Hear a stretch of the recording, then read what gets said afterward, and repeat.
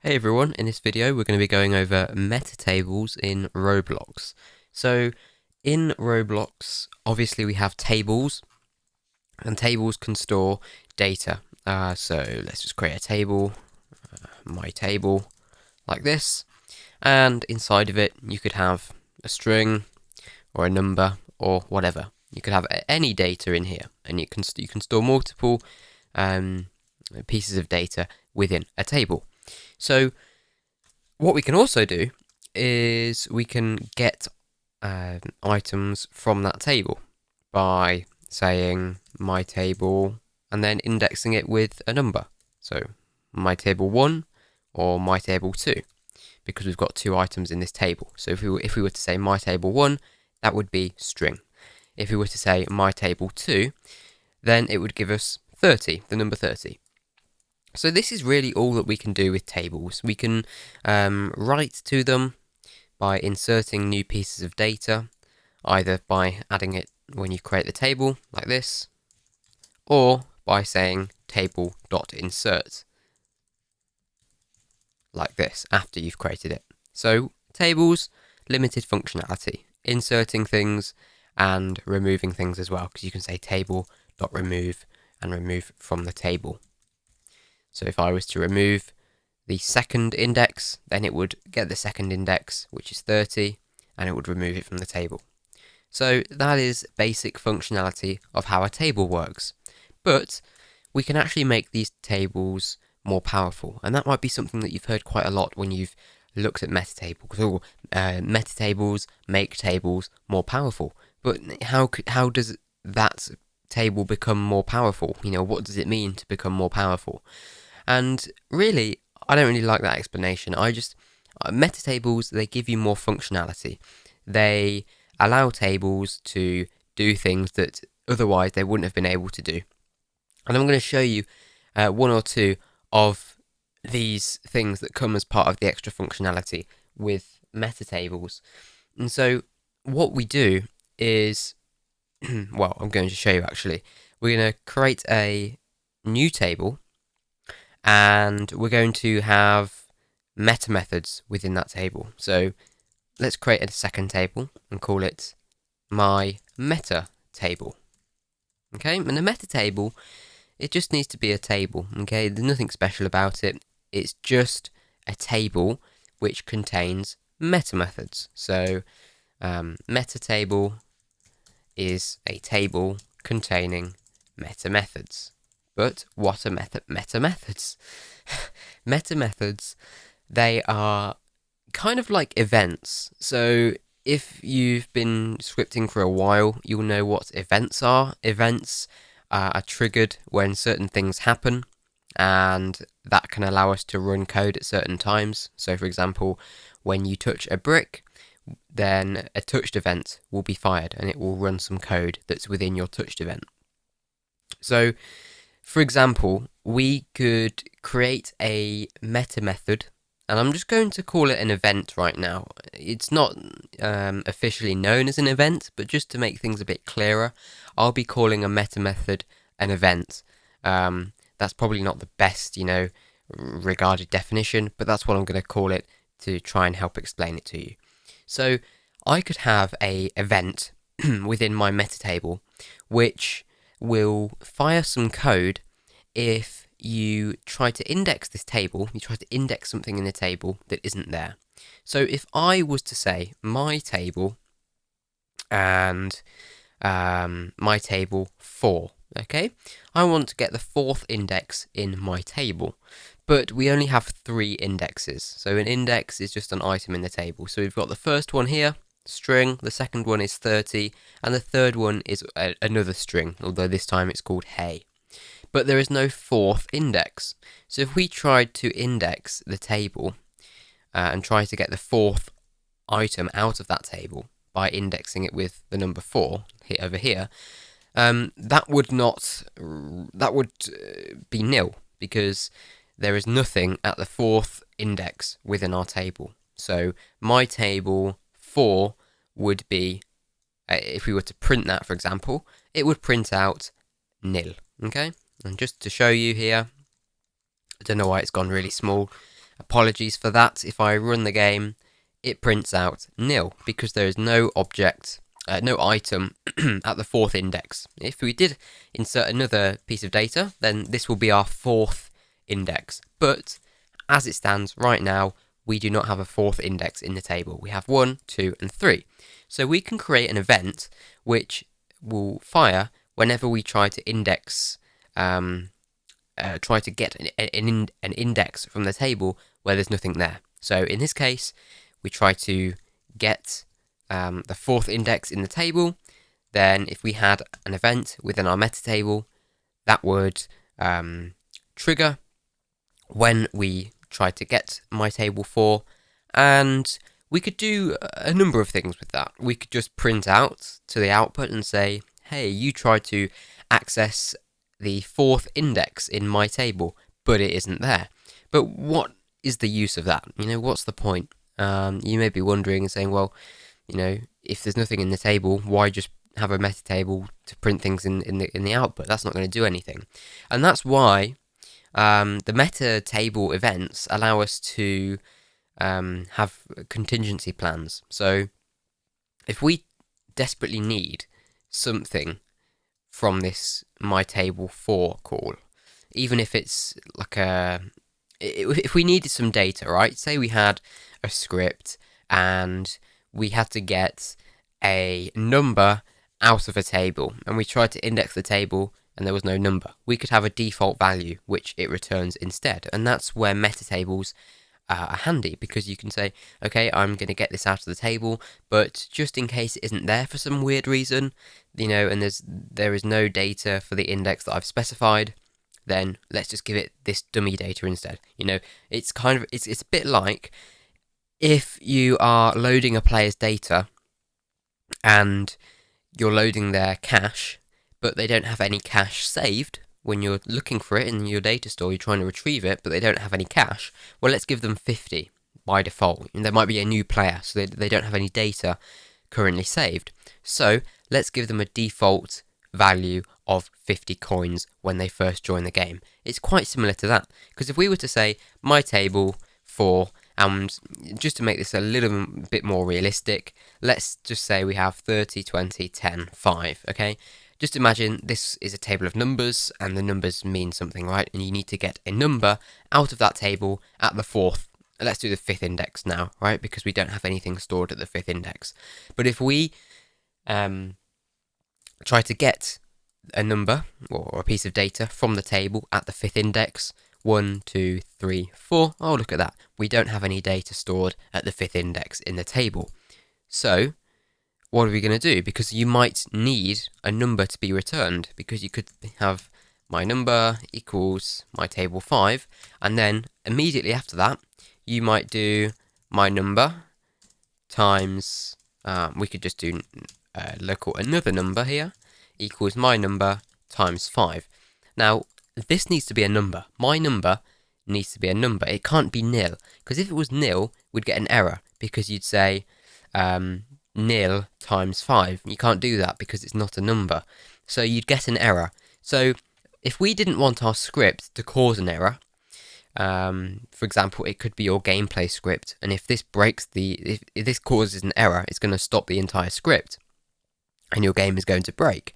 So this has to be a number, right? And even if we looked up at the 5th index in the table and we got nil, we don't want it to return nil. We want it to instead return us a default number, any number. Just give us a number, because we don't want our script to fall over and crash when we try to multiply nil by 5. So we just want it to be a number, even if it was 1, right? Or 100. We don't care. We just need a number. So we can harness the power of metatables, and we can create our own event which detects when you try to get a piece of data from the table, and if it's nil and it's not there, we can return a default value instead. So we could just return the number 1, for example. So it would look up the 5th index, find out that it's nil, but then because we've got our metatable, which has an event inside of it, telling us that if you ever look up in the table and find that there's no data stored for the index that you're trying to find, then we'll just return this number instead, because we don't want any problems to arise later on in the script if we rely upon this variable or this call, which we do because it's returning a number, and then later on we want to multiply that number by 5. So obviously right now we haven't created our meta table fully, so if we just ignore this line here, it doesn't do anything anyway, but if we run the script, it's going to throw an error, because if we look, line 6, attempt to perform arithmetic, which is just math multiplication.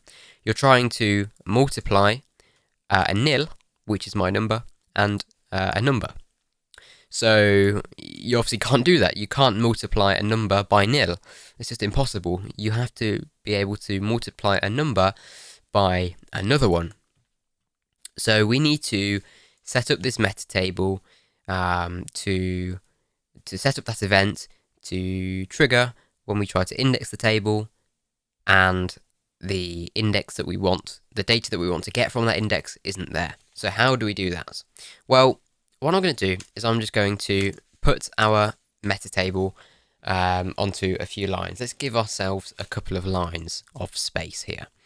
And now you're probably wondering, well, how do we create these events? Do we make them ourselves? Or is there a predefined list of events which we can choose from? And yes, there are a predefined list of events which we can use in our meta table provided by Roblox.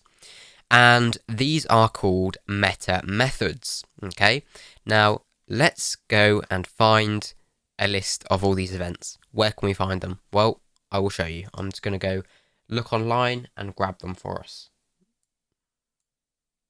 Okie dokie, so we are on the Roblox developer website, and I've gone onto the metatables page. Now, we're not going to worry about any of this because we're going through that in the video, but the thing we do want to look at is the metamethods section. And in case this website or this page isn't available in the future, here you go. So metamethods are the functions that are stored inside a meta table. So we've got our meta table here, we're going to put our metamethods inside of it, and then we're going to link it to our main table here. So this will be the meta table of this, okay? And any of these events which we put inside of here will only work with this table, because we're going to connect them in a few minutes. But we've got all of these different methods here. And these are all, given to us by Roblox, and we can't create our own. We have to use the ones that we're given. But to be honest, all the ones that we are given satisfy the purposes of meta tables, and I've never had to. There's never been a meta method that I've needed, and it isn't there, because really the two main meta methods are index and new index, and I hardly ever use any of these other ones. I don't think I've ever used some of them.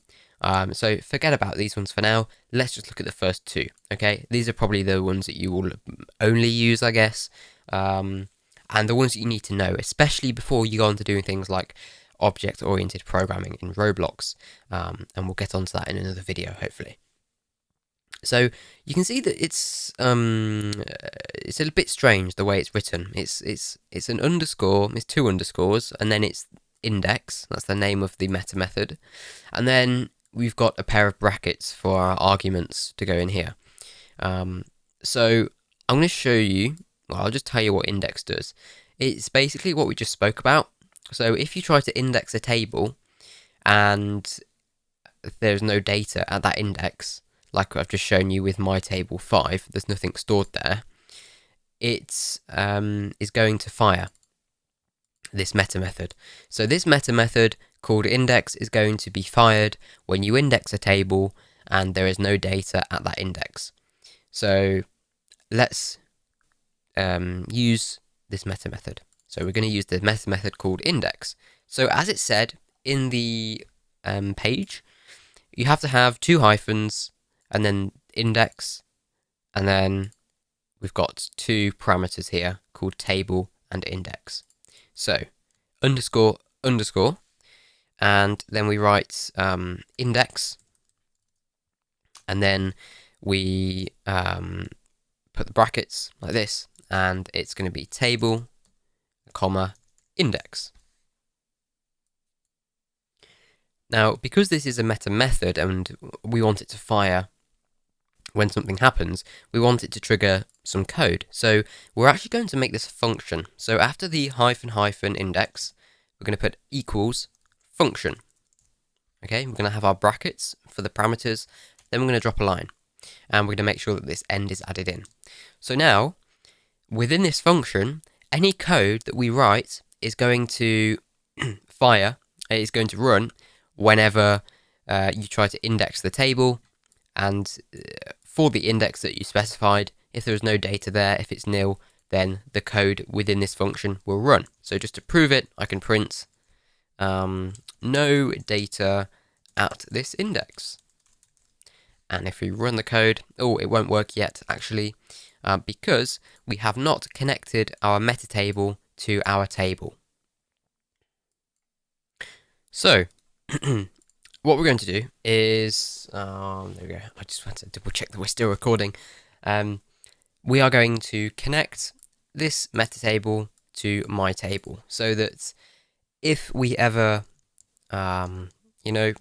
index our table and there's no data at that index, we can run through our list of meta methods and hopefully they will fire. So we're going to say set meta table. This is how we connect the meta table to the normal table. And all that will do is basically tell our meta table which table we're looking at, So these events need to know which table they are looking at. So, they're going to be constantly checking to see if we have, in this case, whenever we try to index something in my table that isn't there, then when we have connected or set my meta table to be the meta table of my table, then it will be looking out for that table. So if we ever index it and there's nothing there, we'll have our meta table, our index event, to print out no data at this index. So we're going to set it and we're going to connect them by going my table. I'm pretty sure my table comes first and then my meta table comes second. So let's just double check that. Run. And yes. So what's happened is we've still had our error, and that's fine because we haven't actually returned a default value yet, because this index event, when it prints, because it has fired because it's printed no data at this index. So we've obviously tried to index something that isn't there in the table, so it's printed out no data at this index, as it should. But now we want to return a default value, such as 1, right? In case you need to do something later on with what you thought would be a number, but in fact is now nil. It's still nil because we haven't actually we haven't returned a default value yet. So if we return 1, what's going to happen is my number is suddenly going to be 1, and then another number is going to be 1 times 5, so it will be 5, and that way the script won't cause an error and it won't stop working. So if we print out my number and another number, and we click run, just clear the output, you can see it has worked perfectly, because we have tried to index my table at the 5th index. We've tried to get the data from the 5th object in that table, the 5th piece of data, but it's not there. So what's happened is it's gone to check our meta tables, our meta methods. We've got the index meta method, which will fire whenever you try to index something that isn't there. So it's fired, it's printed out, there's no data at this index, so we're going to use our fallback option, and if whatever we tried to find was nil and not there, we need a backup option, and so that's why we're returning the number 1. Now, this is all done by Roblox, like the returning stuff, we don't have to worry about it.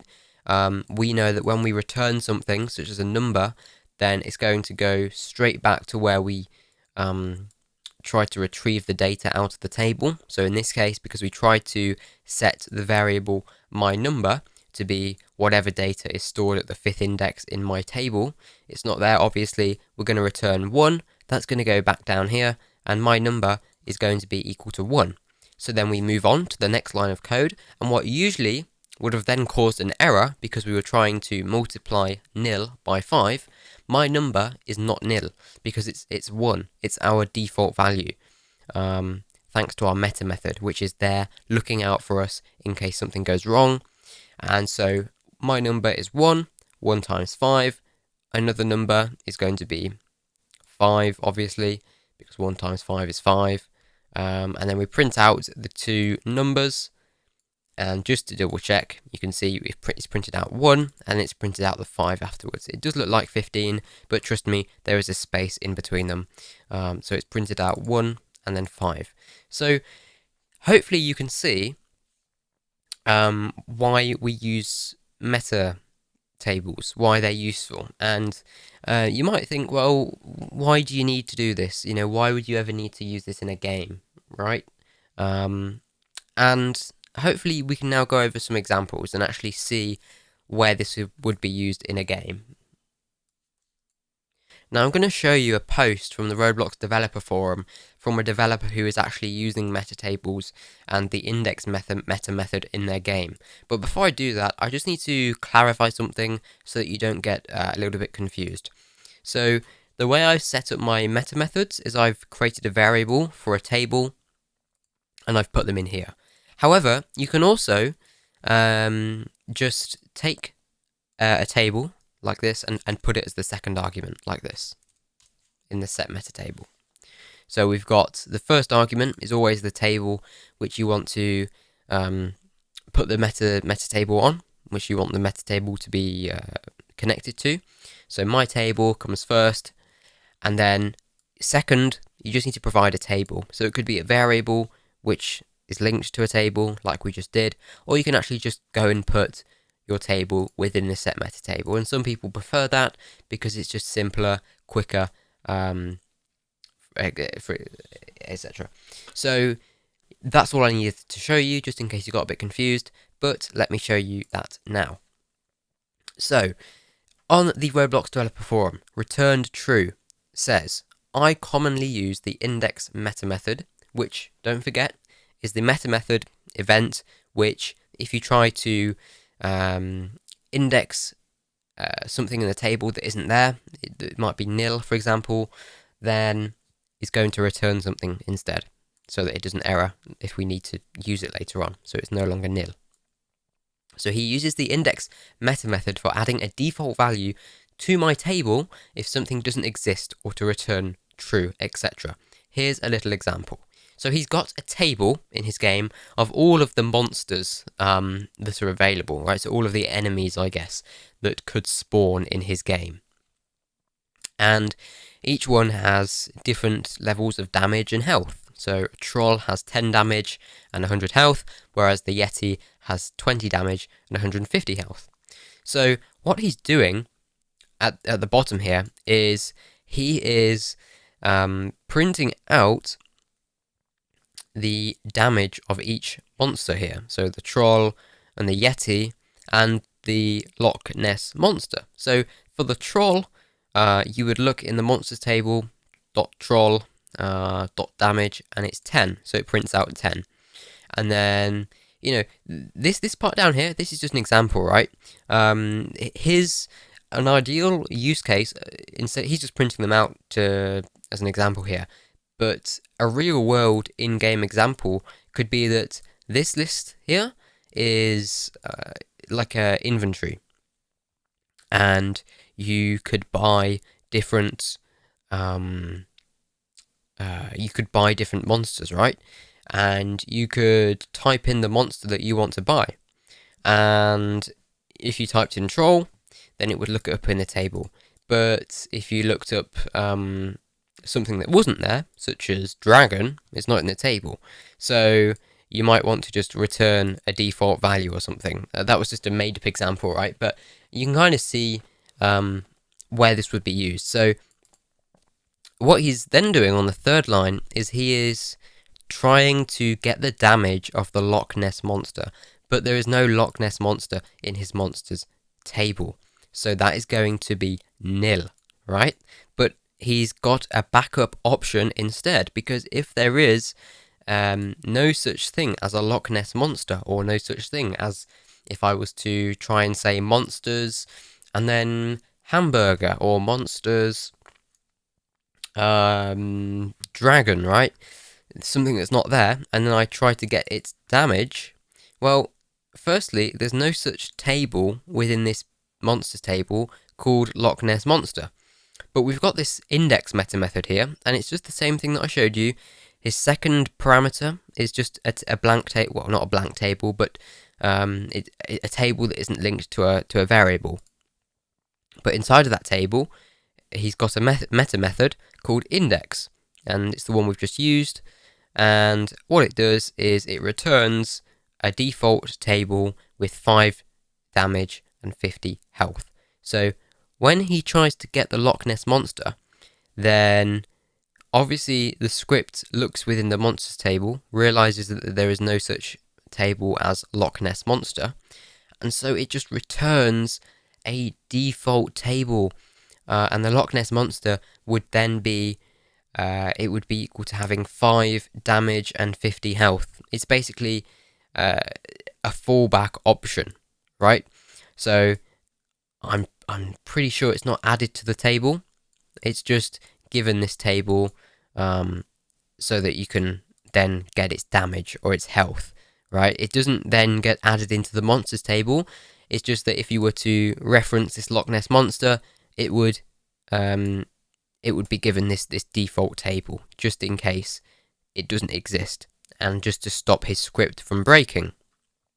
So what's happened is when he goes to get the damage of the Loch Ness Monster or whatever that's not in the table, it will return this table. So what he's basically said here, he has just accessed this table here, and so he can get the damage, he can get the health, etc. So it's being returned. So since it's being returned, the Loch Ness Monster, the part that I've highlighted, would then be equal to this table. It would be this table, probably a clone of it since it's being returned. But when you then say dot damage, dot health, you get 5 and 50. So just to finish the video off, you can also get a meta table from a table, just if you wanted to print it out, for example. Not really sure why you'd need to do this, but you could also say get meta table, and you'd pass in the table which the meta table is assigned to, and then if you really wanted to, you could print it out. But pardon me, I've got a bit of a cold at the minute, so yeah, if you were to print this out, you would just get a memory address of a table, and it seems to have, the script seems to have broken here. Maybe it was because I was messing around with it beforehand, but you can see it printed out the memory address anyway of that table. Ah yes, I know why it failed. It was because I'd accidentally set our index meta method to be new index, which is a completely different meta method. I'll just quickly explain it to you right now. So new index is another meta method event which will fire when you set some data to an index in the table that is currently nil. So let me just show you here. So if we were to say my table, and we were going to set the 5th index, which still has no data, because 1, 2, 3, 4, 5 is unoccupied. There is nothing at the 5th index. So we could set it to hey. And then, if we just have an extra parameter for the value that you set it to, so that will be hey. You don't need to return anything. This time, you can print out you just set the, and then we'll say toString, just to make sure it's a string, index of the table to toString value. And that will print whenever you set an index in the table that is currently nil. So if you were to set index 2 to hey, this wouldn't fire because it's already set something. But in this case, index 5 is nil. So when we set it to hey, it's going to print out, it's going to fire our new index meta method. It's going to print out, you just set 5, it will say 5, but we could say index 5 of the table to hey. So print that out, and it says you just set index 5 of the table to hey. And just to prove to you that it is not printing it straight away, if we wait 5 seconds before we set the 5th index to hey, 2, 3, 4, 5, there you go. You just set index 5 of the table to hey. And you could do it, with index 1, for example. It's not going to do anything because index 1 is currently set to 30. So we go 2, 3, 4, 5. Nothing has happened. Although, it has happened actually, because even though, let's just get rid of this wait, even though it hasn't printed out, if you were to then print out my table 1, it would print out hey, and it wouldn't print out 30 anymore. So look, I can show you. You print out my table 1 before, let's just put a wait here, wait 1, we just need the wait 1 there. So when the script first runs, we've obviously set the meta table, and the meta method is now listening, waiting for us to set our indexes to a new value. So at first, it's going to print out 30. Then we're going to set my table 1 to be hey. It won't print out here, but then if we print my table 1 again, it's going to be hey, because we've changed the current value to something else. So new index will only fire when you set an index that is currently nil, so that it doesn't have any data currently associated with it. That's why they call it a new index, because it's a new index if it's not had any data set to it before.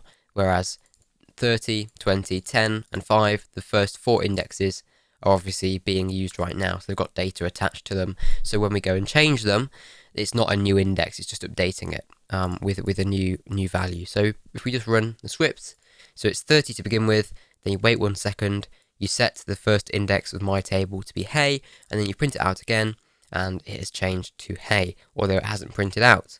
And again, we just change it, so we change my table 5, you print out my table 5 to begin with, it's going to be nil. And then after 1 second, you set it again. You set it for the first time actually to be hey, and then because it's the first time you're setting it because it was nil beforehand. It didn't have any data attached to it. It's going to fire off the new index meta method. It's going to print out you just set index 5 of the table to hey. So you have that extra parameter with new index for the value. So the value is the thing that you set at that index. In this case, it's hey, and we're setting it to index 5, and this is just the table object. So it would be my table. So my table would go here, the index would be 5, the value would be hey in this case. So they are the two main meta methods. I mean, we're not going to go over any other ones because these two are the most important, and the index one is all you need to know before you go on to object-oriented programming, which is what most people want to do, and which is the main use of metatables. So the index meta method is the most important one in my opinion. So the difference between new index and index, just to end the video, is that new index will only fire when you set an index in the table which is currently nil. So like the 5th one in the table and there's nothing already stored there, then it would fire new index. An index is used when you try to access something from the table and it's nil. So if I was to then say my table 5 and print that out, obviously that is nil because there's nothing currently there. So it would return a default value if we chose to. You could just print out that it's a nil value. You didn't have to return anything from index, but if you wanted to make sure it prints out something that isn't nil, then you could return a default value such as 1, as we did earlier in the video. So they are the two main important meta methods, and I hope you found this video useful. If you did, please click the like button, comment down below if you have any questions or things you want me to cover next, and I'll see you in the next video. Thank you very much for watching.